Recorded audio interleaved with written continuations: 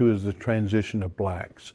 And what we're talking about here, foreground elements close to the camera, such as shadows under rocks or bushes or the like, those are going to be pretty dark because there's not much atmosphere between those elements and the camera. On the other hand, the background objects, because we're looking at those through a great expanse of air oftentimes, the air, the atmosphere will tend to lighten up those dark areas, and thus as they become lighter, the contrast is reduced for those distant elements.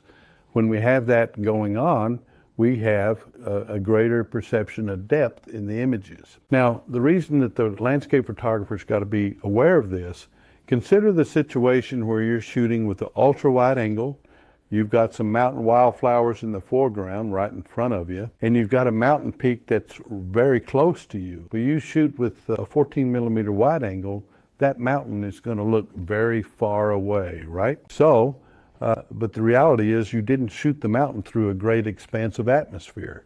But in the image, the mountain now appears to be far away, as if though you're looking through a greater amount of atmosphere. So as a result, you got to work the level of blacks, and the way we do that is we draw a linear gradient on the sky and extend it down into the middle ground, and we take the black slider, like an Adobe Camera Raw or Lightroom, and start lightening those blacks up to reduce, and what the effect of that is to reduce the contrast of those distance elements. Then your image is more congruent in terms of the spatial relationships between the foreground, the middle ground, and the background, and is reduced in contrast in the background, which mirrors what the natural eye would see in that situation in the way of the depth of the image. So working transition of blacks is something that you need to be cognizant of. Throw those gradients on there, play with that black slider, and work it until it looks right. But don't go